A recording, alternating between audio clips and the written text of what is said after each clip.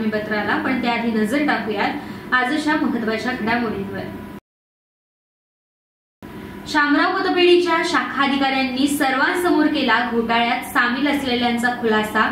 सभासद निलेश बामणे आणि अन्य सभासद आक्रमक। शामराव पतपेढीतील 4.5 कोटींच्या ठेवी अडचणीत सहाय्यक निबंधक सुनील मोरे यांची माहिती। 10 लाख घरकुल लाभार्थ्यांना मिळणार पहिला हप्ता। महाआवास अभियानाचा शुभारंभ।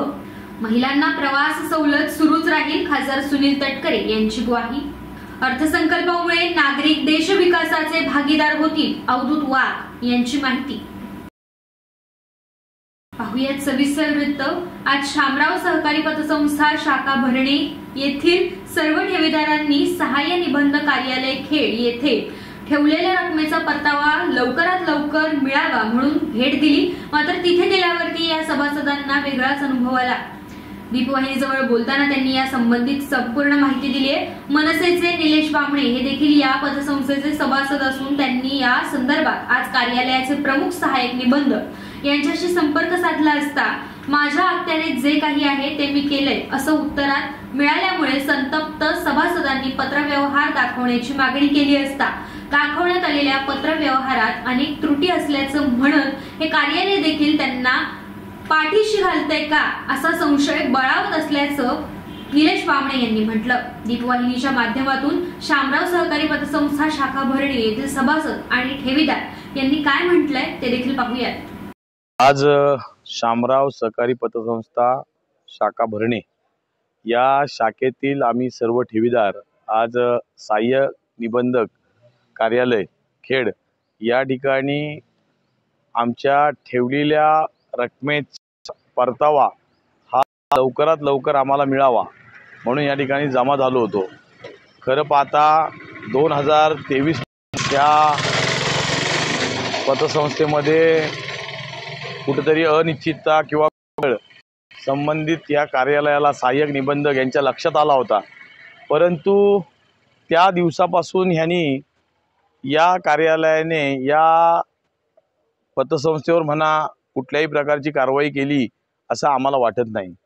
खरं तर त्यांनी सर्वसामान्य ठेवीदार असतील किंवा माणसामध्ये जनजागृती करणं अपेक्षित होतं, जेणेकरून 2023 नंतर ज्या लोकांनी ठेवी या शाखेमध्ये ठेवल्या त्यांचे पैसे तरी वाचले असते।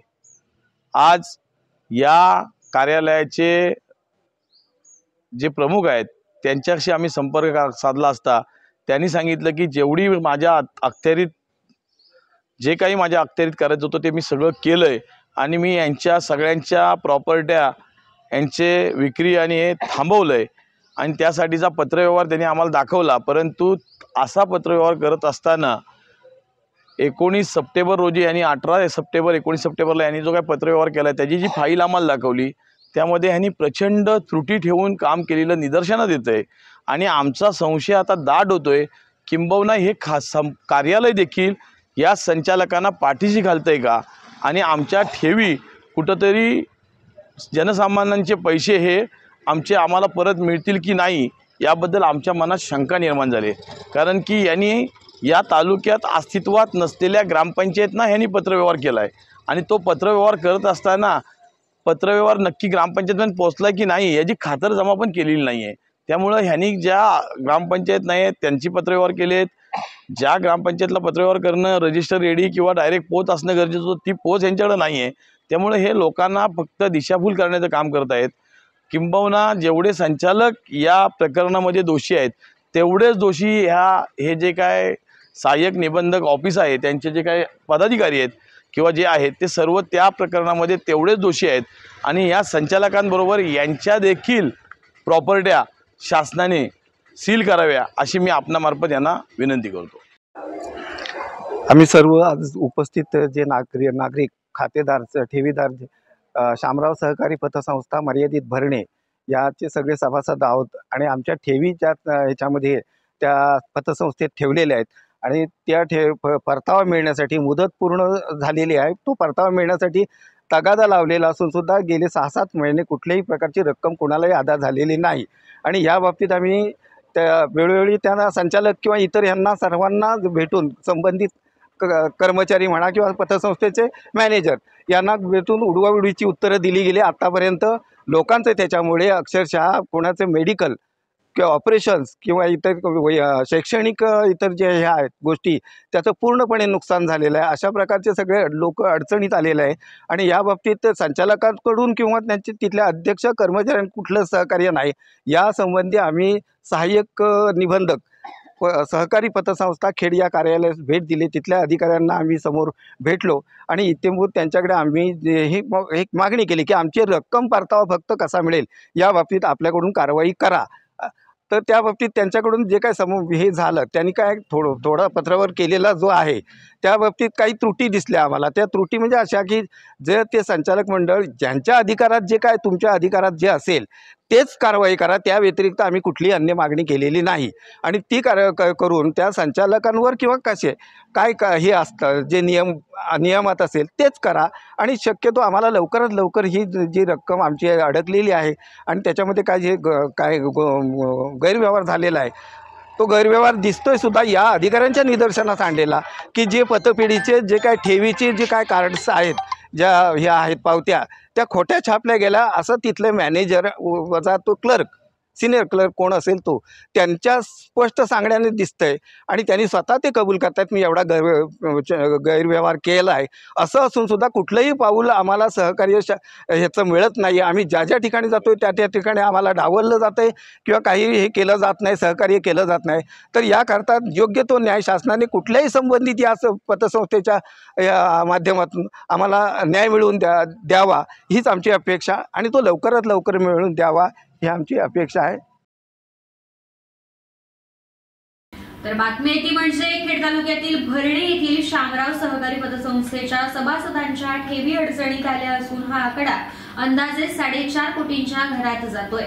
आपल्या ठेवीची रक्कम परत मिळत नाही म्हणून सर्वप्रथम 5 सप्टेंबर रोजी आणि आता महत्त्वाची बातमी ती म्हणजे भरणे येथील शामराव सहकारी पतसंस्थेच्या सभासदांच्या ठेवी अडचणीत आल्या. हा आकडा अंदाजे 4.5 कोटींच्या घरात जातोय.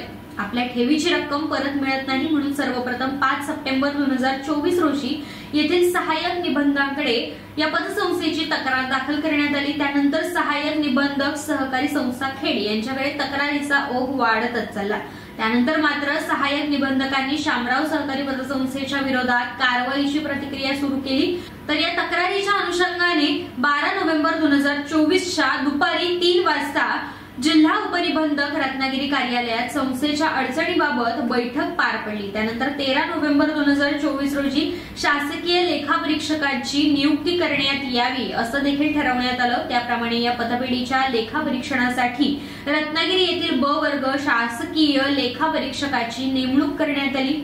मात्र अद्याप लेखापरीक्षण काही झालेलं नसल्याने नेमके किती ठेवीदार आर्थिक अडचणीत आहेत हे काही कळू शकलं नाहीये. तरी सुमारे 4.5 कोटी रुपयांचा गैरव्यवहार झाल्याबाबतची बाब पुढे आली आहे. या संदर्भात सहाय्यक निबंधक सुनील मोरे यांनी काय माहिती दिली आहे ती एकदा पाहूयात.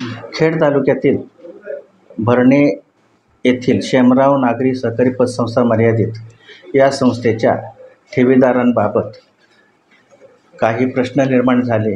त्या अनुषंगाने 5 सप्टेंबर 2024 रोजी 2 ठेवीदारांच्या तक्रारी आल्या कारणाने संस्थेवर तातडीने कारवाई करून संस्था संचालक, अधिकारी, कर्मचारी, ठेवीदार यांची मीटिंग घेऊन त्या सर्वांना ज्यांच्या ठेवी देणं आहे किंवा त्या ठेवीबाबत ज्यांच्या तक्रारी आहेत त्यांना 1 महिन्याच्या आत त्यांच्या ठेवी देण्याचं आदेशित केलं होतं. त्याच्यात तितकीशी सुधारणा न दिसल्याने आणि दिवसेंदिवस ठेवीदारांच्या वाढत्या तक्रारी पाहता संस्थेवर त्रयस्थ शासकीय लेखापरीक्षक जिल्ह्याचे जे अधिकारी आहेत त्यांची नियुक्ती करून त्यांच्यामार्फत संस्थेचं लेखापरीक्षणाचं काम चालू आहे. संस्थेचं लेखापरीक्षणाचं काम चालू असताना त्यांना काही मागील व्यवहारात पाहणं आवश्यक राहिल्यामुळे ऑडिटला थोडा वेळ होत आहे. मात्र त्या ऑडिट रिपोर्टच्या अनुषंगाने वस्तुस्थिती लक्षात आल्यानंतर पुढील फौजदारी, दिवाणी आणि सहकारी संस्था महाराष्ट्र अधिनियम 1960च्या कलम नुसार योग्य ती कारवाई करण्याचं तजवीज जोरात चालू आहे। खेड तालुक्यातील भरणे येथे असलेल्या शामराव सहकारी पतपेढीमध्ये मोठ्या प्रमाणात आर्थिक व्यवहार झाल्याचा आरोप ठेवीदारांनी केला। नागरिकांच्या कष्टाने जमवलेल्या ठेवी परत मिळत नसल्याने ठेवीदारांमध्ये प्रचंड संताप उसळलाय। 18 फेब्रुवारी रोजी महिला, वयोवृद्ध आणि इतर नागरिकांनी पतसंस्थेवरती धडक दिली। या पतपेढीत अनेक वर्षापासून नागरिकांनी पैसे गुंतवले होते, मात्र गेल्या काही महिन्यापासून ठेवीचे पैसे हे परत मिळतच नसल्याने लोकांमध्ये अस्वस्थता पसरली आणि अखेर संतप्त ठेवीदारांनी पतसंस्थेवरती जाऊन प्रशासकीय अधिकाऱ्यांना जाब विचारला। तरी याच प्रकरणासंदर्भात आता शाखा अधिकारी प्रिया सुतार यांनी अध्यक्ष आणि संचालकांच्या सांगण्यावरून त्यांच्या मदतीने आणि संगमताने आपण हे सारं काही काम केलं असल्याचा खुलासा गुंतवणूकदार आणि ग्राहकांसमोर केलाय। तसेच या सर्व घोटाळ्यामध्ये शाखा अधिकारी प्रिया सुतार यांनी स्वतः वैयक्तिकरित्या 40 लाख रुपये घेतले असल्याचं देखील त्यांनी कबूल केले। याशिवाय मेन महत्वाची गंभीर बाब म्हणजे अध्यक्षांनी घेतलेल्या 80 लाख इतक्या रकमेचं भांडवल देखील गुंतवणूकदारांच्या FD फिरवून भरल्याचा खुलासा देखील स्वतः शाखाधिकारी प्रिया सुतार यांनी सर्वांसमोर केलाय।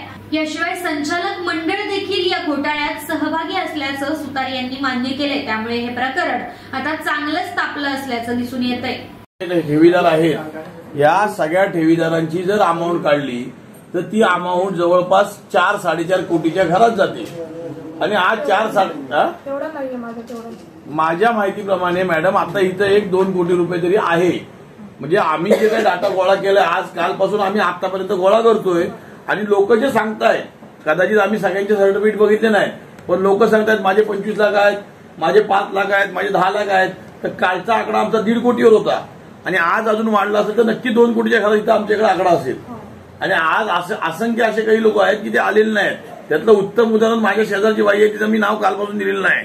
म्हणजे आमचे जे दिगंबर चौगलेंची मिसेस, जी बाई मोलमजुरी करते, तिनं थेंबे करून 25,000 रुपये तुमच्या ठेवलाय आणि तिचे पण पैसे आहेत, पण त्याचं नाव नाही दिलंय। असे काही लोक आहेत की जे आले नाहीत। माझ्या माहितीप्रमाणे 4-4.5 कोटीचं नक्की तुमच्या इथनं देणं बाकी असणार आहे आणि ह्या 4-4.5 कोटी देणं बाकी असताना तुमच्या अकाउंटला 0 पैसे आहेत असं तुम्ही मान्य करताय, तुमचे अध्यक्षही मान्य करतायत। मग हे 4-4.5 कोटी नक्की आहेत कुठे? तुम्ही तर सांगताय मी 28 लाख वापरले म्हणताय ना। 28 लाख आणि एका ठिकाणी फायनान्स करायला बघत होतो, त्याची मी स्टेटमेंट आणली। तुम्ही स्टेटमेंट लागेल सांगा, फक्त सांगा तुम्ही। त्याला मी 12 लाख मी दिले, तो मला म्हटला की 40 लाख तुम्हाला लोन देतो, पण त्यासाठी 12 लाख मी थोडे करून भरले, एकदम नाही भरले, तर त्याने फसवलं। हे बघा, हा तुमचा वैयक्तिक विषय आहे आणि तुम्ही हे बघा तुम्ही काय केलं हे आम्हाला हे बघा तुम्ही 28 लाख आणि 12 लाखाला 28 लाख आणि 12 लाख म्हणजे किती झाले? 40 लाख। हा, मग ह्यांनी 3 कोटी 68 लाख मी घेतले, ह्याचा बॉन्ड का करून दिलाय? नाही, मी ह्यांना ते ऑडिट केलंय लोकांनी ना, तर ते म्हटलं मी सगळी जबाबदारी घेतली। का जबाबदारी घेतली तुम्ही? आकडा तुम्ही काढा, तर त्यांनी काढला 3 कोटी 68 लाखाचा तुमचा बॉन्ड केलेला आहे संचालकांच्या नावाने, बरोबर ना? बरोबर ना? आपण त्यांचं हे बघ, जर ते पैसे घेतले नाहीत तुम्ही कुठल्या बेसवर तुम्ही का लिहून दिलं? मी म्हटलं मी पुढच्या 15 वर्षात मी सहकार्य करेन पतपेढीला। 2037 पर्यंत म्हणजे नेमकं काय करणार तुम्ही? नाही हो मॅडम, तुम्ही पैसे घेतलेले नाही, मग तुम्ही सहकार्य म्हणजे नेमकं तुम्ही काय करणार त्यांना? 15 वर्षात काहीतरी म्हणजे काय करणार तुम्ही? 3.5 कोटीचं काय करणार तुम्ही? म्हणजे याच्यात तुम्ही प्रॉपर्टी घेतलेली आहे, तुमचं उत्पन्न 10,000चं आहे, 3.5 कोटी अगदी तुम्ही घेतलेल्या प्रॉपर्टी कुठे कुठे आहेत? मी काही प्रॉपर्टी घेतलेली नाही, उलट मी आता माझं राहतं घर बँकेच्या ताब्यात आहे, HDFC बँक। मग पैसे तुम्ही जबाबदारी कुठल्या बेसवर घेतली? 1 मिनिट, मला काय म्हणायचंय, यांच्याशी चालावी ह्या हेतूने मी चालावी कशी चालणार? कशी चालणार? तुम्ही काय सांगताय पहिल्या अगोदर ते नीट विचार करून सांगा। तुम्ही 3.5 कोटीची जबाबदारी घेतली, याचा अर्थ तुम्ही फ्रॉड केलाय पूर्ण टोटली आणि तुम्ही मालमत्ता घेतलेली आहे। मालमत्ता घेतलेली नाही, तुम्ही चेक करू शकता। कसं नाही, कसं आहे माहितीये का, ज्यावेळी तुम्ही 3.5 कोटी घेतले असं लिहून देता ना, त्यावेळी तुम्ही कुठेतरी त्याची इन्व्हेस्टमेंट केलेली आहे हे सिद्ध होतं। मग हे तुम्ही सांगा। काय सांगा? अहो, ज्या माणसाने 3.5 कोटी जबाबदारी घेतला तो असं घेतो काय? कुठल्या बेसवर घेणार तो? तो माझा मूर्खपणा मला मिळाला। तर वळूयात पुढच्या बातमीकडे। राज्यात ग्रामीण गृहनिर्माणास चालना देण्यासाठी महाआवास अभियान 2025 राबवलं जात आहे। या अंतर्गत प्रधानमंत्री आवास योजना ग्रामीण टप्पा 2 यामधील 10 लाख घरकुल लाभार्थ्यांना पहिल्या हप्त्याचे वितरण करण्यात येणार आहे। हा कार्यक्रम 22 फेब्रुवारी रोजी दुपारी 4:45 वाजण्याच्या सुमारास श्री शिव छत्रपती क्रीडा संकुल बालेवाडी पुणे येथे आयोजित करण्यात आलाय। केंद्रीय गृहमंत्री अमित शहा, मुख्यमंत्री देवेंद्र फडणवीस आणि उपमुख्यमंत्री यांच्या प्रमुख उपस्थितीमध्ये हा कार्यक्रम पार पडणार आहे। यामध्ये राज्यातील 20 लाख लाभार्थ्यांना घरकुल मंजुरी पत्रे वितरित केली जाणार आहेत। ग्रामपंचायत स्तरावरती हा कार्यक्रम थेट प्रक्षेपित केला जाणार असून लाभार्थ्यांच्या मंजुरी पत्र वितरणाबरोबरच त्यांना पहिला हप्ता देखील मिळणार आहे। या कार्यक्रमादिवशी ग्रामसभांचेही आयोजन करण्यात आले, जेणेकरून स्थानिक पातळीवरती नागरिकांचा सहभाग वाढेल। 100 दिवसीय महाआवास अभियान 1 जानेवारी 2025 ते 10 एप्रिल 2025 या कालावधीत राबवलं जाणार असून ग्रामीण भागात घरकुल योजनांची प्रभावी अंमलबजावणी आणि गृहनिर्माणास चालना देण्याचा सरकारचा प्रयत्न आहे। नमस्कार सर्वांना। आता सध्या प्रधानमंत्री आवास योजना ग्रामीण टप्पा 2 याची अंमलबजावणी आपल्या जिल्ह्यामध्ये सुरू आहे आणि काही दिवसापूर्वी प्रधानमंत्री आवास योजना टप्पा 2 याच्यामध्ये आपला महाराष्ट्र राज्याला केंद्र शासनाकडून वाढीव उद्दिष्ट मिळाली होती आणि या वाढीव उद्दिष्टामध्ये पूर्ण राज्याला 20 लाखाचे लाभार्थ्यांना रजिस्ट्रेशन आणि मंजुरी करणे अपेक्षित होती आणि त्या 20 लाख लाभार्थ्यांपैकी 10 लाख लाभार्थ्यांना पहिला हप्ता वितरण करण्याचे कार्यक्रम उद्या म्हणजे 22 फेब्रुवारी 2025 ला पुणे येथे सन्माननीय केंद्र शासनाचे मान्य गृहमंत्री भारत सरकार तसेच मान्य मुख्यमंत्री महाराष्ट्र राज्य व मान्य मंत्री ग्रामविकास पंचायत राज यांच्या उपस्थितीत होणार आहे पुणेमध्ये। आणि उद्याची कार्यक्रमाची औचित्य साधून प्रत्येक जिल्ह्यामध्ये, प्रत्येक तालुक्यामध्ये आणि प्रत्येक ग्रामपंचायतीमध्ये या पहिला हप्ता वितरणचे कार्यक्रम होणार आहे आणि प्रत्येक ग्रामपंचायतीमध्ये पंचायत समितीने जिल्हास्तरीय या ठिकाणी आपण VC द्वारे या कार्यक्रमामध्ये सर्व लाभार्थ्यांसमवेत आपण अटेंड करणार आहोत आणि या कार्यक्रमामध्ये मार्गदर्शन होणार आहे, कशा पद्धतीने घर बांधकाम करायचे आहे, त्यांना कुठल्या प्रकारच्या इतर शासकीय योजनेचे लाभ मिळणार आहे याचे सगळ्यांचे मार्गदर्शन होणार आहे। त्यानंतर पहिला हप्ता वितरणचे प्रमाणपत्र या लाभार्थ्यांना मिळणार आहे आणि या कार्यक्रमामध्ये गावचे ग्रामपंचायतीमध्ये गावचे प्रथम नागरिक, त्या गावचे ग्रामपंचायत सरपंच, उपसरपंच सदस्य तसेच इतर सर्व सन्मान लोकप्रतिनिधी, तालुकास्तरीय कार्यक्रमामध्ये सन्माननीय स्थानिक आमदार यांच्या उपस्थितीमध्ये, सर्व शासकीय अधिकारी कर्मचारी यांच्या उपस्थितीमध्ये तसेच जिल्हास्तरीय कार्यक्रमामध्ये सन्माननीय पालकमंत्री महोदय, सन्माननीय इतर खासदार आमदार महोदय यांच्या उपस्थितीमध्ये यायचे आहे आणि आपण याचे नियोजन ऑलरेडी केले आहे। उद्या रत्नागिरी जिल्ह्यामध्ये जिल्हास्तरीय कार्यक्रम आपल्या इथे पेजे हॉलमध्ये, शामराव पेजे हॉलमध्ये होणार आहे। तर पुढची महत्त्वाची बातमी आहे, एसटी महामंडळाच्या बस सेवेत महिलांना मिळणारी 50% सवलत आणि ज्येष्ठ नागरिकांना मिळणाऱ्या सवलतीमुळे महामंडळाला दररोज तब्बल 3 कोटी रुपयांचा तोटा सहन करावा लागतो, अशी माहिती आमदार प्रताप सरनाईक यांनी दिली। त्यांनी सांगितलंय की सर्व प्रवाशांना सवलत देण्याचा परिणाम एसटीच्या आर्थिक स्थितीवरती होतोय, त्यामुळे सध्या तरी अधिक सवलतींचा विचार करता येणार नाही। दरम्यान महिलांना मिळणाऱ्या प्रवास सवलतीचा निर्णय अत्यंत योग्य असल्याचे राष्ट्रवादी काँग्रेसचे खासदार सुनील तटकरे यांनी स्पष्ट केलंय। तसेच ही योजना भविष्यातही सुरू राहील अशी ग्वाही देखील त्यांनी महायुतीच्या माध्यमातून दिली आहे। त्यांच्या या वक्तव्यामुळे प्रवासी महिलांसाठी ही दिलासादायक बाब ठरली आहे। सवलतींमुळे एसटी महामंडळाचा तोटा वाढत असताना शासन यावर कोणता निर्णय घेणार याकडे मात्र सर्वांचं लक्ष आहे।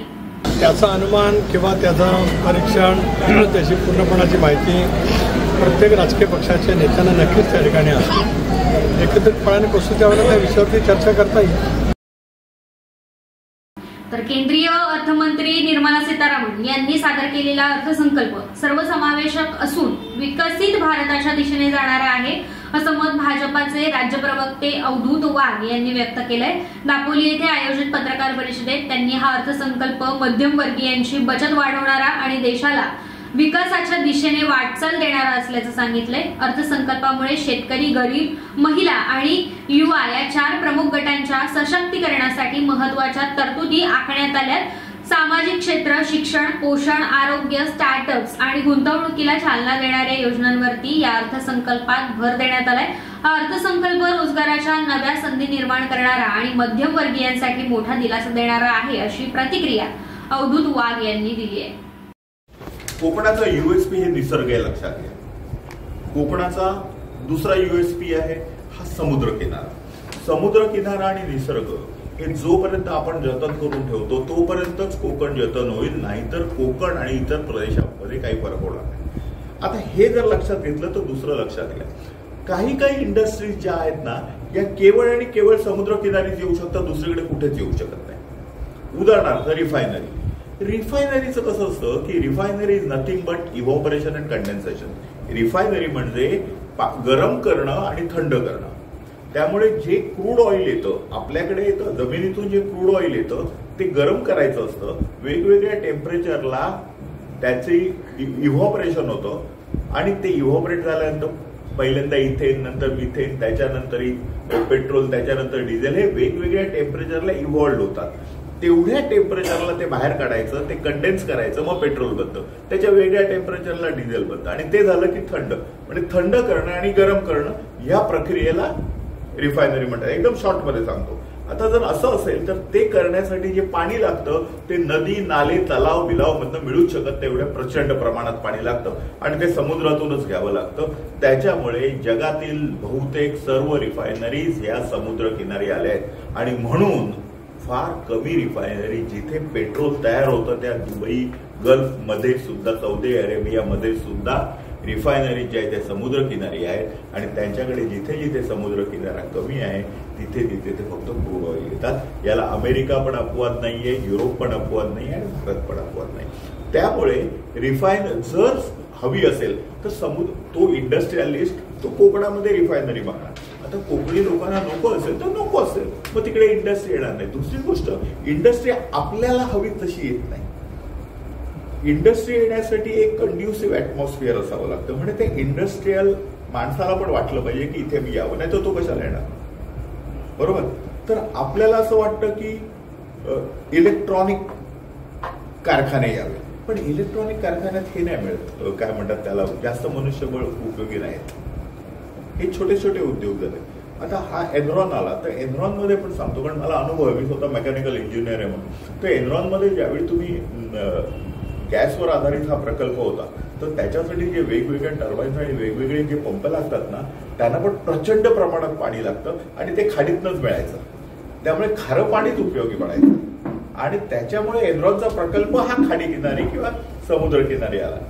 तो तुम्हाला साताऱ्याला येणार नाही, तो तुम्हाला विदर्भामध्ये येऊ शकत नाही. तर आपल्या कोकणामध्ये समुद्र किनारा आहे म्हणूनच काही प्रोजेक्ट येणार आहेत आणि जर आपल्याला नको असतील, कोकणवासीला नको असतील तर ते प्रकल्प येणार नाही. त्यामुळे कोकणामध्ये इंडस्ट्री आणायची की नाही आणायची एकदा कोकणी माणसाने ठरवायचं. शेवटी आपण भूमिपुत्र, आपल्याला जर वाटलं की आपण 2 नारळाच्या आणि 4 आंब्याच्या झाडांमध्ये खुश आहोत, सकाळची दुपारची सोलकडी घेऊन खुश आहोत आपण, तर आपण त्यात खुश राहणं काही वाईट नाही त्याच्यामध्ये. तर त्यामुळे डेव्हलपमेंट करायची की नाही करायची, इंडस्ट्री बरोबर थोडे त्रास पण होतात. तुम्हाला माहिती आहे काय काय त्रास होतात, ते फायदे आहेत, तोटे आहेत, आपणच निर्णय घ्यायचा आहे, चांगलं आहे की काय वाईट आहे ते, आणि त्याप्रमाणे जायचं आहे. पण मला असं मुळीच वाटत नाही की कोकणामध्ये इंडस्ट्री येण्याला काही अडचण आहे. कोकणी माणसं हुशार आहेत, चांगलं मनुष्यबळ आहे, जागा आहे, मुंबई पुण्यासारखं चांगलं मार्केट जवळ आहे. इंडस्ट्री येण्यासाठी मला तरी वाटतं की काही अडचण नसावी. जर अडचण असेल तर ती थोडीशी आपल्या कोकणी माणसांच्या मनोवृत्तीची असू शकते, पण बाकी मला कुठची अडचण दिसत. म्हणजे इथे जे प्रकल्प येत नाहीये त्याला फक्त इथे जनता जबाबदार आहे? नाही, मी असं म्हणत नाही. मी असं जनता जबाबदार असं म्हटलंच नाहीये. मी असं म्हटलं की आपण हे ठरवायचं आहे की आणायचं की नाही. माझ्या घरामध्ये मी काय आणायचं किंवा काय न आणायचं हे आपण ठरवायचं आहे. पण जर आपण ठरवलं की माझ्या घरामध्ये टीव्ही नको, तर आपण असं बोलू शकत नाही ना माझ्या घरामध्ये टीव्ही नाही, माझ्या घरामध्ये टीव्ही नाही. हे आपण ठरवलेलं आहे. एकदा आपण ठरवल्यानंतर त्याच्याबद्दल चर्चा करण्यामध्ये काय अर्थ नाही. शेवटी लोकशाही आहे आणि लोकशाहीमध्ये कोकणामधली जी स्थानिक जनता आहे त्यांनी ठरवलं पाहिजे. कोकणातल्या बाहेरच्या लोकांनी कोकणामध्ये काय व्हावं हे ठरवू नये. सार्वजनिक बांधकाम मंत्री शिवेंद्रराजे भोसले यांचे रत्नागिरी जिल्हा भाजपाच्या वतीने भव्य स्वागत करण्यात आले। सार्वजनिक बांधकाम खात्याची जबाबदारी स्वीकारल्यानंतर ते प्रथमच कोकण दौऱ्यावर आले होते। या दौऱ्यात त्यांनी मुंबई गोवा राष्ट्रीय महामार्गाच्या कामाच्या प्रगतीचा आढावा घेतला। त्यासाठी त्यांनी महामार्गाच्या विविध भागांची पाहणी देखील केली। कोकण दौऱ्याच्या प्रारंभीच्या कशेडी बोगद्याजवळ रत्नागिरी जिल्ह्यातील भाजप पदाधिकाऱ्यांनी त्यांचे स्वागत केले। उत्तर रत्नागिरी जिल्हाध्यक्ष केदार साठे, दक्षिण रत्नागिरी जिल्हाध्यक्ष राजेश सावंत तसेच खेड तालुकाध्यक्ष ऋषिकेश मोरे यांच्यासह अनेक भाजप कार्यकर्त्यांनी पुष्पगुच्छ देऊन मंत्री भोसले यांचे स्वागत केले। या दौऱ्यामुळे कोकणातील महामार्गाच्या कामांना गती मिळेल अशी अपेक्षा व्यक्त करण्यात आली आहे। तर पुढची बातमी ती म्हणजे मुंबई गोवा राष्ट्रीय महामार्गावरील कशेडी बोगद्यात होत असलेल्या गळतीवर नियंत्रण मिळवण्यासाठी योग्य देखभाल करण्यात आली असून भविष्यातही ती करण्यात येईल असे सार्वजनिक बांधकाम मंत्री शिवेंद्रराजे भोसले यांनी स्पष्ट केले। कशेडी बोगदा हा महामार्गावरील महत्त्वाचा भाग असून त्या ठिकाणी होणाऱ्या गळतीमुळे प्रवाशांमध्ये चिंता व्यक्त केली जात होती। मात्र प्रशासनाकडून आवश्यक दुरुस्ती आणि देखभाल केली जात असल्याने प्रवाशांनी चिंता करण्याचं कारण नाही असं भोसले यांनी म्हटलंय। जिथं असेल ते लिकेजेस प्रोसेसमध्ये किंवा मेंटेनन्समध्ये दुरुस्त केलं, मला वाटतं अजून मेंटेनन्समध्ये असं ग्राउटिंग करून घेऊ। थोडं शेवटी टनल आहे, अख्खा डोंगर त्याच्यावर आहे, व जरा निसर्गाच्या पुढं आपण सगळ्या गोष्टीत जाऊ शकत नाही, कुठंतरी हे राहणं। पण आपण म्हणताय ते बरोबर आहे, त्याच्यामुळे धोका निर्माण होऊ नये खालच्या सगळ्याला ही वस्तुस्थिती आहे। त्यासाठी लागणारं जे मेंटेनन्सचा विषय असेल तो करून घेतला जाईल किंवा केला पण आहे आणि अजून लागलं तर अजून करू।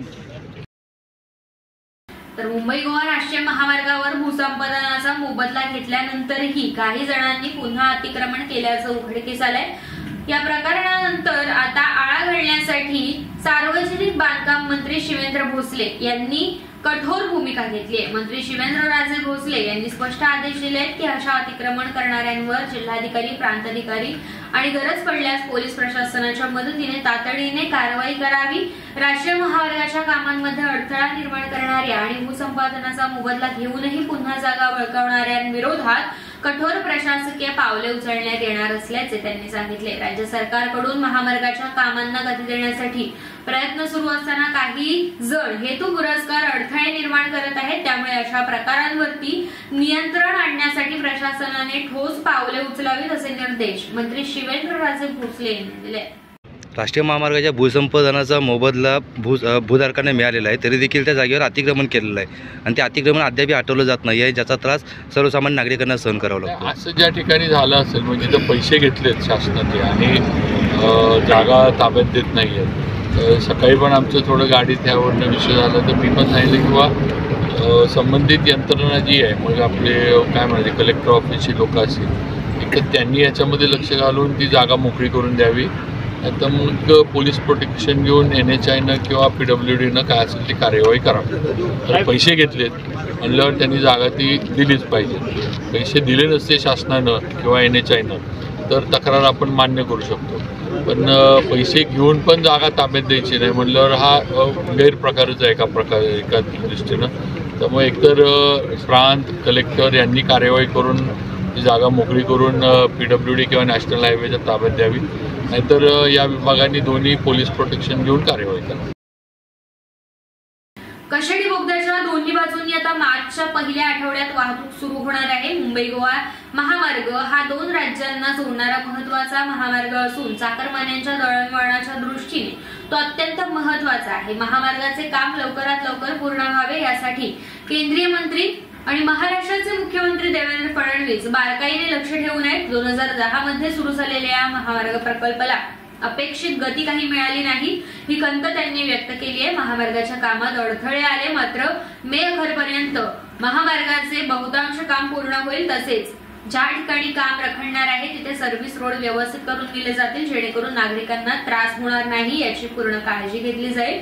20 फेब्रुवारी रोजी सार्वजनिक बांधकाम मंत्री शिवेंद्रराजे भोसले यांनी महामार्गाच्या पाहणी दौऱ्यात कशेडी बोगद्याची पाहणी केली। यावेळी माध्यमांशी संवाद साधताना त्यांनी महामार्ग पूर्णत्वास येण्यास प्राधान्य देण्यात येत असल्याचं स्पष्टपणे सांगितलंय। जी कोकणातली बरीचशी म्हणण्यापेक्षा 99% जी लोक मुंबईला आहेत नोकरीसाठी, व्यवसायासाठी किंवा स्थायिक तिकडे झाले, त्यांच्या येण्या जाण्याच्या दृष्टीनं, दळणवळणाच्या दृष्टीनं हा मुंबई गोवा हायवे लवकर कार्यान्वित झाला पाहिजे, यासाठी नितीनजी गडकरी साहेब पहिल्यापासून प्रयत्नशील आहेत. मुख्यमंत्री देवेंद्रजी फडणवीस पण या विषयामध्ये फार बारकाईनं लक्ष ठेवून आहेत की लवकर हा सगळा प्रकल्प जो आहे हा पूर्ण झाला पाहिजे. नक्कीच सगळ्यांना थोडी खंत आहे की 2010मध्ये सुरू झालेलं हे सगळं जे काम आहे हे म्हणावं तेवढ्या गतीनं झालं नाही, ही वस्तुस्थिती आहे. सगळ्यांनी प्रयत्न केले, अनेक अडचणी आल्या, परवानग्या असतील, काही ठिकाणी लिटिगेशन असतील, काही ठिकाणी कॉन्ट्रॅक्टर किंवा एजन्सीज चुकीच्या आल्या, काहींनी कामं सोडली, काहींची कामं काढून घेतली सरकारनं काम करा, असे बरेच गोष्टी घेतल्या. थोडंफार परत इकडचं सगळं निसर्गाची एकंदर परिस्थिती, डोंगराळ भाग, पावसाचा भाग, त्यामुळं कामं पण जरा रखडत गेली. तर आज जे काय आम्ही आढावा घेतला, नॅशनल हायवेची पण लोकं होती, त्यांनी आता दिलं की मे एंडपर्यंत बऱ्यापैकी नॅशनल हायवेकडचे जे काही हे असेल ते पूर्णत्वाला जाणार आहे. आचार्य बाळशास्त्री जांभेकर यांनी रचलेल्या पत्रकारितेच्या मार्गावरून सर्व पत्रकारांनी चालावे. लोकप्रतिनिधी म्हणून आमची एवढीच अपेक्षा आहे की पत्रकार आणि लोकप्रतिनिधी यांनी एकमेकाला पूरक आणि पोषक काम करायला हवं. यामुळे समाज घडवण्यामध्ये, महाराष्ट्र घडवण्यामध्ये आणि धर्माला टिकवण्यामध्ये फार मोठी मदत होऊ शकते. याचा विचार सर्व पत्रकारांनी करावा ही अपेक्षा आहे, असं मत मत्स्य व्यवसाय आणि बंदरे विकास मंत्री नितेश राणे यांनी व्यक्त केलंय. नितेश राणे सिंधुदुर्ग जिल्ह्यात देवगड तालुक्यातील पोंभुर्ले या बाळशास्त्री जांभेकर यांच्या गावी म्हणजे जन्मगावी बोलत होते. आद्य पत्रकार बाळशास्त्री जांभेकर यांची जयंती पोंभुर्ले गावामध्ये मोठ्या उत्साहात साजरी करण्यात आली. यावेळी आचार्य बाळशास्त्री जांभेकर यांची प्रतिमेची पालखी देखील मिरवणूक काढत वाजत गाजत काढण्यात आली. त्यानंतर बाळशास्त्री जांभेकर यांच्या वंशजांनी उपस्थितांसमोर लाठीकाठी, दांडपट्टा अशा मर्दानी खेळाची प्रात्यक्षिके सादर केली. तर पोंभुर्ले गावामध्ये आचार्य बाळशास्त्री जांभेकर यांचे उभारले जाणारे स्मारक हे पत्रकारितेचे अभ्यासक केंद्र ठरेल असा विश्वास नितेश राणे यांनी व्यक्त केला. या कार्यक्रमाला सिंधुदुर्ग जिल्हाधिकारी अनिल पाटील, देवगड तहसीलदार RK पवार, जिल्हा पत्रकार संघ अध्यक्ष उमेश तोरसकर यांच्यासह जिल्ह्यातील अनेक पत्रकार आणि ग्रामस्थ उपस्थित होते. जो पाया बाळशास्त्री जांभेकरांनी रचलेला आहे त्याच मार्गावर चालण्याचं काम सर्वच मराठी पत्रकारांनी करावं अशी साधारण अपेक्षा आहे. मी कोणावर टीका करणं, कोणाला शिकवणं एवढा मी काही मोठा नाही, पण आमचे लोकप्रतिनिधी म्हणून समाजामध्ये समाजाची सेवा करणाऱ्यापैकी एक प्रतिनिधी म्हणून आमची एवढी साधारण अपेक्षा असते. पत्रकारिता असो, लोकप्रतिनिधी असो, आम्ही सगळेजण एक दुसऱ्याला अगर पोषक आणि पूरक अगर आपण काम करू तर समाज घडवण्यामध्ये आणि महाराष्ट्र घडवण्यामध्ये आणि धर्माला अजून टिकवण्यामध्ये आपण या सगळ्या गोष्टीची फार मोठी मदत होऊ शकते. त्या दृष्टिकोनातून सगळ्याच पत्रकारांनी विचार करावा अशी साधी अपेक्षा आम्ही व्यक्त करू. तर मुंबई गोवा महामार्गावर तासगाव जवळ केमिकलने भरलेला टँकर महाड MIDC कडून मुंबईच्या दिशेने जात असताना पलटी झाला. मात्र सुदैवाने या टँकरमधील चालक बचावला आहे. घटनास्थळी महाड पोलीस प्रशासन, अग्निशमन दल आणि महाड आपदा मित्र दाखल झाल्यानंतर त्यांनी टँकरच्या केबिनमध्ये अडकलेल्या ट्रक चालकाला सुरक्षित बाहेर काढले. या अपघातात ट्रक चालकाच्या पायाला गंभीर स्वरूपाची दुखापत झाली असून त्याला महाड ग्रामीण रुग्णालयात उपचारासाठी दाखल करण्यात आलं. केमिकलने भरलेल्या या टँकरमधील केमिकल गावातील गटारामार्फत लोकवसित पाण्याच्या विहिरीच्या बाजूबाजूला साचल्यामुळे नागरिकांमध्ये भीतीचं वातावरण आता निर्माण झालंय आणि पर्यावरणाचे देखील मोठ्या प्रमाणात हानी झाली. 18 गाव संघर्ष समितीची सभा मोठ्या उत्साहात पार पडली. या सभेला वन विभागाचे अधिकारी प्रकाश पाटील तसेच अवधूत बिराजदार आणि अन्य वन कर्मचारी उपस्थित होते.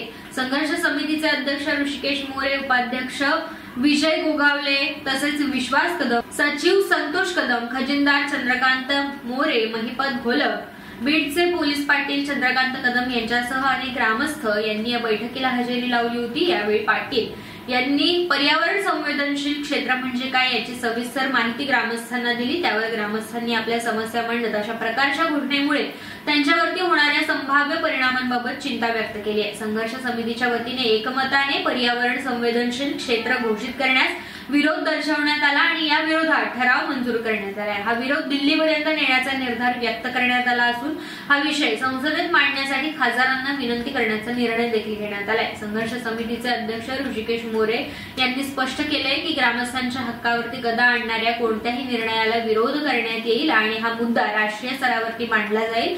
या सभेस 18 गावातील शेकडो ग्रामस्थ मोठ्या संख्येने उपस्थित होते। महाराष्ट्र राज्य माध्यमिक आणि उच्च माध्यमिक मंडळाच्या माध्यमातून राज्यभरात 21 फेब्रुवारी 2025 पासून म्हणजेच आजपासून 10वीची परीक्षा सुरू झाली आहे। या परीक्षेला 16,11,610 विद्यार्थी बसले, तर यामध्ये 8,64,120 मुले आणि 7,47,471 मुली आणि 19 ट्रान्सजेंडर परीक्षा देणार आहेत। तर ही संपूर्ण माहिती मंडळाचे अध्यक्ष शरद गोसावी यांनी पत्रकार परिषदेत दिली। 23,492 माध्यमिक शाळांमधून विद्यार्थ्यांची नोंदणी झाली आहे, तर 5,130 मुख्य केंद्रांवरती परीक्षा होणार असल्याचं त्यांनी सांगितलं। यावेळी शरद गोसावी म्हणाले की 10वीच्या परीक्षेतील गैरप्रकार टाळण्यासाठी महाराष्ट्र राज्य माध्यमिक आणि उच्च माध्यमिक शिक्षण मंडळाच्या वतीने महत्त्वपूर्ण निर्णय घेण्यात आला असून राज्यातील 701 केंद्रातील संपूर्ण स्टाफ बदलण्यात आलाय। त्यामध्ये पुणे 139, नाशिक 93, नागपूर 86, मुंबई 18, कोल्हापूर 54, लातूर 59 या विभागाचा समावेश करण्यात आलाय। तर राज्यातील परीक्षा केंद्रांवरती जिल्हा प्रशासनामार्फत ड्रोन कॅमेऱ्याद्वारे निगराणी राहणार असल्याचं देखील त्यांनी यावेळी सांगितलंय। महाराष्ट्र राज्य माध्यमिक आणि उच्च माध्यमिक शिक्षण मंडळामार्फत माध्यमिक शालांत प्रमाणपत्र परीक्षा म्हणजे इयत्ता 10वीची परीक्षा उद्यापासून म्हणजे दिनांक 21 फेब्रुवारी 2025 पासून सुरू होत आहे। ती 17 मार्च पर्यंत चालणार आहेत। राज्यातील एकूण 5,130 मुख्य केंद्रावर 16,11,710 विद्यार्थ्यांनी या परीक्षेसाठी नोंदणी केलेली आहे। त्यामध्ये 8,64,120 मुले आहेत, तर 7,47,471 मुले आहेत व 19 ट्रान्सजेंडर विद्यार्थ्यांची नोंदणी झालेली आहे। हे सर्व विद्यार्थी उद्यापासून 10वीच्या परीक्षेला प्रविष्ट होतील। उद्या 10वीचा पहिला पेपर मराठी आहे, त्यामुळे इंग्रजी माध्यमाचे जे काही विद्यार्थी आहेत त्यांना कदाचित तो असेल किंवा नसेल, कारण आता या वर्षीपासून आपण 10वी सर्व 12वी पर्यंत मराठी कंपल्सरी केलेलं आहे। त्यामुळं आणखी पुढच्या वर्षीपासून 10वीला म्हणजे या वर्षी 10वीला किंवा 12वीला मराठी त्यावेळी ते लागू राहील आणि त्यामुळं ही परीक्षा विद्यार्थ्यांनी चांगल्या पद्धतीनं देणे अपेक्षित आहे। परीक्षेसाठी जय्यत तयारी राज्य मंडळ, राज्य शासन, सर्व जिल्हा प्रशासनाने केलेली आहे। या परीक्षेसाठी प्रविष्ट होणाऱ्या विद्यार्थ्यांना मी आणि त्यांच्या पालकांना, त्यांच्या शिक्षकांना मी शुभेच्छा देतो आणि विद्यार्थ्यांनी चांगला सकस आहार घ्यावा, विद्यार्थ्यांनी योग्य ती झोप घ्यावी, पुरेशी झोप घ्यावी आणि चांगल्या पद्धतीने निकोप वातावरणात परीक्षेला जावं, कुठल्याही गैरमार्गाचा अवलंब करू नये आणि विद्यार्थ्यांनी चांगल्या पद्धतीने परीक्षा दिली तर विद्यार्थी निश्चितपणे या परीक्षेत यशस्वी होतील अशी अपेक्षा आहे। विद्यार्थ्यांना राज्य मंडळामार्फत मी सर्व विद्यार्थ्यांना या परीक्षेच्या शुभेच्छा देतो। धन्यवाद। तर करजी तालिमी अंजुमन करजी संचलित आदर्श high school and junior college Karji मध्ये माध्यमिक शालांत परीक्षेचा शुभारंभ आज 21 फेब्रुवारी रोजी झाला। सदर कार्यक्रमाला संस्था अध्यक्ष हशमत परकार, केंद्र संचालिका फरहीन भाक्षे, उपकेंद्र संचालक Prashant Khedekar sir, custodian Bhuwad sir, home guard Gogekar sir, केंद्रामध्ये असलेल्या 7 शाळांचे 10वीचे विद्यार्थी, पर्यवेक्षक, मुख्याध्यापक उपस्थित होते। कार्यक्रमाच्या सुरुवातीला सर्व मान्यवर, विद्यार्थी आणि विद्यार्थिनी प्रतिनिधी यांचे गुलाब पुष्प देऊन स्वागत करण्यात आले। यानंतर संस्था अध्यक्ष हशमत परकार यांनी विद्यार्थ्यांना परीक्षेसाठी शुभेच्छा दिल्या, तसेच मार्गदर्शक सूचना देखील दिल्या आणि कॉपीमुक्त परीक्षा होण्यासाठी विद्यार्थ्यांनी सहकार्य करावे तसे आवाहन देखील त्यांना करण्यात आले आणि विद्यार्थ्यांना प्रेरणा देण्यासाठी जो विद्यार्थी 90% गुण मिळवेल त्याला 5,000चं बक्षीस देखील जाहीर करण्यात आले। यानंतर केंद्र उपसंचालक खेडेकर सर यांनी विद्यार्थ्यांना परीक्षेसाठी उपयुक्त अशा सूचना दिल्या।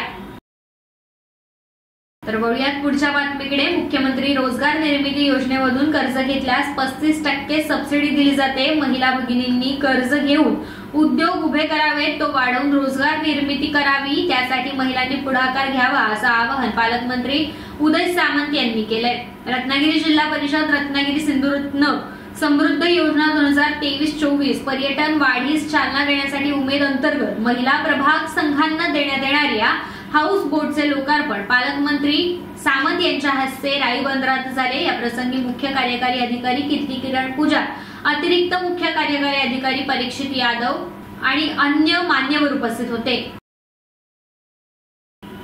तर पुढची बातमी ती म्हणजे दापोली तालुक्यातील मांदिवली पुलावरून दिवसाला 150 ते 200 डंपर 30 ते 35 टन पेक्षा जास्त वजनाची बॉक्साईड वाहतूक करत असल्याच्या तक्रारी नागरिकांकडून सातत्याने करण्यात येत आहेत. अखेर या तक्रारींची दखल घेत सार्वजनिक बांधकाम विभागाने कठोर पावले उचलली असून पुलावर वाहतूक निर्बंधांचे बोर्ड लावण्यात आले. गेल्या अनेक दिवसापासून मांदिवली पुलावरून जादा वजनाच्या डंपरमधून बॉक्साईड वाहतूक केली जात होती. यामुळे पुलाच्या सुरक्षिततेचा प्रश्न निर्माण झाला होता. स्थानिक नागरिकांनी आणि सामाजिक कार्यकर्त्यांनी याबाबत संबंधित अधिकाऱ्यांकडे वेळोवेळी तक्रारी दाखल केल्या होत्या. यावर सार्वजनिक बांधकाम विभागाने कारवाई करत पुलावरती जड वाहतुकीस बंदी असल्याचं स्पष्ट करणारे फलक लावले. त्यामुळे आता भविष्यात अवैध वाहतूक थांबेल अशी अपेक्षा व्यक्त केली जाते. प्रशासनाच्या या कारवाईमुळे नागरिकांनी समाधान व्यक्त केलं असून नियमांचे पालन न करणाऱ्या वाहनांविरोधात आणि वाहन चालकांविरोधात कठोर कारवाई करण्याची मागणी देखील करण्यात आली आहे. तर मराठी भाषा गौरव दिनानिमित्त मुंबईमध्ये भव्य पुस्तक प्रदर्शन पार पडणार आहे. येत्या 27 फेब्रुवारी रोजी मराठी भाषा गौरव दिनानिमित्त महाराष्ट्र नवनिर्माण सेना मुंबईतील छत्रपती शिवाजी महाराज मैदानावरती भव्य पुस्तक प्रदर्शनाचं आयोजन करण्यात आलंय. हे प्रदर्शन 2 मार्च 2025 पर्यंत चालू राहणार आहे. महाराष्ट्रातील आघाडीचे प्रकाशक यात सहभागी होणार आहेत. मनसे अध्यक्ष राज ठाकरे यांनी मराठी साहित्यप्रेमींना आवाहन करताना सांगितलंय की हे पुस्तक प्रदर्शन मराठी साहित्याच्या समृद्ध वारशाचं दर्शन घडवणारं असेल. मराठी भाषा ही केवळ साहित्याचीच नव्हे तर ज्ञानाची देखील भाषा आहे. त्यामुळे नव्या पिढीने मराठी पुस्तकांच्या माध्यमातून जगाचे भान राखावे. या प्रदर्शनाचे उद्घाटन झाल्यानंतर 17 मान्यवर यांच्या आवडत्या कविता सादर केल्या जाणार आहेत. त्यामुळे रसिकांना मराठी कवितांचा आनंद लुटण्याची संधी देखील मिळणार आहे. राज ठाकरे यांनी पुढे असं म्हटलंय की आज 2 मराठी माणसेही हिंदी किंवा इंग्रजीतच संवाद साधताना दिसतात. ही स्थिती बदलण्यासाठी आणि मराठी उत्तमोत्तम साहित्य उपलब्ध करून देण्यासाठी हे प्रदर्शन महत्वाचं ठरणार आहे. मराठी भाषा आणि साहित्याच्या जडणघडणीसाठी सर्वांनी या प्रदर्शनाला कुटुंबासह भेट द्यावी असं आवाहन देखील राज ठाकरे यांनी केलंय. मराठी भाषेच्या गौरवशाली परंपरेला उजाळा देणाऱ्या या प्रदर्शनाला मोठ्या प्रमाणात उपस्थित राहण्याचं आवाहन देखील मनसे अध्यक्ष राज ठाकरे यांनी केलंय.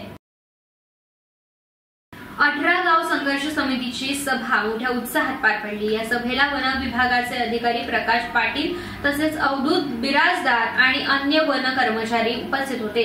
संघर्ष समितीचे अध्यक्ष ऋषिकेश मोरे, उपाध्यक्ष विजय गोगावले तसेच विश्वास कदम, सचिव संतोष कदम, खजिनदार चंद्रकांत मोरे, महिपत घोलप, बीडचे पोलीस पाटील चंद्रकांत कदम यांच्यासह अनेक ग्रामस्थ यांनी या बैठकीला हजेरी लावली होती. यावेळी पाटील यांनी पर्यावरण संवेदनशील क्षेत्र म्हणजे काय याची सविस्तर माहिती ग्रामस्थांना दिली. त्यावर ग्रामस्थांनी आपल्या समस्या मांडत अशा प्रकारच्या घटनेमुळे त्यांच्यावरती होणाऱ्या संभाव्य परिणामांबाबत चिंता व्यक्त केली आहे. संघर्ष समितीच्या वतीने एकमताने पर्यावरण संवेदनशील क्षेत्र घोषित करण्यास विरोध दर्शवण्यात आला आणि या विरोधात ठराव मंजूर करण्यात आला. हा विरोध दिल्लीपर्यंत नेण्याचा निर्धार व्यक्त करण्यात आला असून हा विषय संसदेत मांडण्यासाठी खासदारांना विनंती करण्याचा निर्णय देखील घेण्यात आलाय. संघर्ष समितीचे अध्यक्ष ऋषिकेश मोरे यांनी स्पष्ट केलंय की ग्रामस्थांच्या हक्कावरती गदा आणणाऱ्या कोणत्याही निर्णयाला विरोध करण्यात येईल आणि हा मुद्दा राष्ट्रीय स्तरावरती मांडला जाईल. या सभेस 18 गावातील शेकडो ग्रामस्थ मोठ्या संख्येने उपस्थित होते. तर खेडमध्ये राज्यमंत्री योगेशदादा कदम यांच्या वाढदिवसानिमित्त आयोजित नृत्य स्पर्धेला नागरिकांचा भरघोस प्रतिसाद मिळाला. दर्शन महाजन आणि मित्रपरिवार यांनी आयोजित केलेली राज्यस्तरीय भव्य नृत्य स्पर्धा जल्लोषात पार पडली. सदर कार्यक्रमास नामदार योगेशदादा कदम यांनी उपस्थिती लावली आणि त्यांचा भव्य असा अभिष्टचिंतन सोहळा पार पडला. तसेच दादांनी उपस्थितांना मार्गदर्शन केलं आणि कार्यक्रमाचे कौतुक केले तसेच उपस्थितांच्या शुभेच्छा देखील स्वीकारल्या। या स्पर्धेला जिल्ह्यातूनच नव्हे तर राज्यातून उत्स्फूर्त प्रतिसाद मिळाला। स्पर्धकांनी उत्तम नृत्य सादर करून प्रेक्षकांची मने जिंकली। रात्री उशिरापर्यंत प्रेक्षकांनी उत्तम हजेरी लावली होती। खेडमध्ये राज्यस्तरीय नृत्य स्पर्धा भरवल्याबद्दल दर्शन महाजन यांचे नृत्यप्रेमींनी भरभरून कौतुक केले। तर येणाऱ्या नगर परिषद निवडणुकीमध्ये महायुतीची सत्ता आणणार असा शब्द देखील शिवसैनिकांनी दादांना दिला। या नृत्य स्पर्धेत ग्रुप डान्स प्रथम क्रमांक RDX ग्रुप सावंतवाडी यांना 15,000 रुपये आणि सन्मान चिन्ह देऊन गौरवण्यात आलंय। तर द्वितीय क्रमांक ओमसाई डान्स ग्रुप खेड यांचा आला, त्यांना 10,000 रुपये आणि सन्मान चिन्ह देऊन गौरवण्यात आलं। तर तृतीय क्रमांक विजेते SK कलामंच प्रस्तुत एक काउंट चिपळूण यांना 5,000 रुपये आणि सन्मान चिन्ह देऊन गौरवण्यात आलं। तर उत्तेजनार्थमध्ये नटेश्वर कलामंच पालशेत गुहागर आणि स्टेपर्स ग्रुप चिपळूण यांना देखील सन्मान चिन्ह देऊन गौरवण्यात आले। तर सोलो डान्स मध्ये प्रथम क्रमांक सम्यक गायकवाड मुंबई याला 7,000 रुपये आणि सन्मान चिन्ह देऊन गौरवण्यात आले। तर द्वितीय क्रमांक कनिष्का पाटील मुंबई 5,000 रुपये आणि सन्मान चिन्ह देऊन गौरवण्यात आले। तर तृतीय क्रमांक विजेती श्वेता रहाटे मुंबई यांना देखील 3,000 रुपये आणि सन्मान चिन्ह देऊन गौरवण्यात आलं। तर उत्तेजनार्थमध्ये ऋत्विक कदम राजापूर यांना देखील सन्मान चिन्ह देऊन गौरवण्यात आले। वेळ झाली बातमीपत्रात इथेच थांबण्याची। तुम्ही पाहत रहा दीपवाहिनी।